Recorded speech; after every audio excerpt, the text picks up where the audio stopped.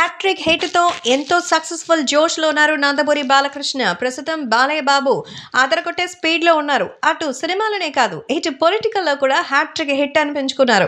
మూడోసారి హిందూపురం ఎమ్మెల్యేగా గెలిచేశారు బాలయ్య బాబు.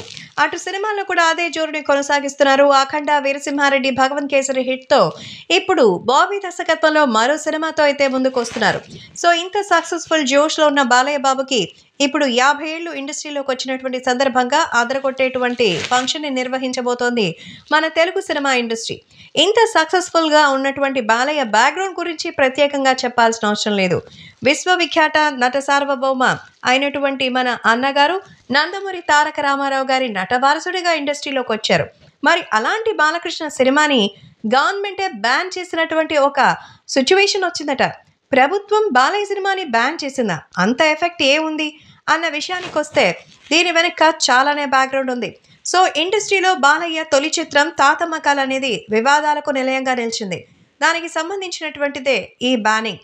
సో ఒక వర్గం లేదంటే ఎవరైనా మనోభావాలు దెబ్బతినేలా సినిమా తీస్తే కేంద్ర ప్రభుత్వం లేదా రాష్ట్ర ప్రభుత్వాలు ఆ సినిమాల్ని బ్యాన్ చేసే సిచ్యువేషన్స్ గవర్నమెంట్ మన ఇండియాలో చేస్తుంది. సో ఆ సినిమాలో అయితే ఎన్టీఆర్ డైరెక్షను, అలాగే ఎన్టీఆర్ నటించారు కూడా. కాబట్టి ఆయనే హీరో, భానుమతి హీరోయిన్. ఈ సినిమా అయితే అర్ధశత దినోత్సవం జరుపుకున్న తర్వాత కేంద్రం బ్యాన్ చేసిందట. దీనిని మళ్ళీ ఎన్టీఆర్ తీసుకెళ్లి కోర్టుకెళ్లారు.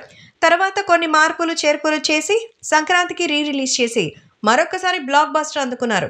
సో ఆ తర్వాత రిలీజ్కి ఇంకొక అడిషనల్గా అయితే మనకు అడ్వాంటేజ్గా ఉంటుందని ఒక సాంగ్ని అలాగే సినిమాని కలర్లోనూ రిలీజ్ చేశారు.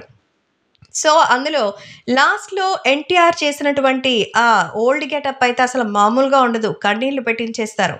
సో ఈ సినిమా వివాదానికి కారణం ఏంటంటే భగవంతుడు మనకి సంతానాన్ని ఇస్తున్నాడు, దానికి వ్యతిరేకంగా మనం ఆపరేషన్స్ చేయించుకోవడం అనేది విరుద్ధమని సినిమాలో చెప్తుంది. అంటే గవర్నమెంట్ ఏంటంటే జనాభా పెంచకూడదు అని చెప్తే ఆ సినిమా అసలు ఆపరేషన్ జోలికి వెళ్ళడం తప్పు అనిపించేలా చెప్తుంది. సో ప్రస్తుతం ఈ రెండు అంశాల్లో ప్రధానంగా కుటుంబ నియంత్రణ ఆపరేషన్ల అంశంపై కేంద్ర ప్రభుత్వం బ్యాన్ విధించింది. ఈ సినిమాలో ఎన్టీఆర్, భానుమతి పోటీ పడి నటించారు. తర్వాత ఎన్టీఆర్, బాలయ్య నటించిన శ్రీమద్ విరాట్ పోతులూరి వీరబ్రహ్మేంద్ర స్వామి చరిత్ర సినిమా కూడా నిషేధానికి గురవగా అధికారంలోకి వచ్చిన ఎన్టీఆర్ దాన్ని విడుదల చేయాల్సిందిగా సంచలన విజయాన్ని అందుకుంది.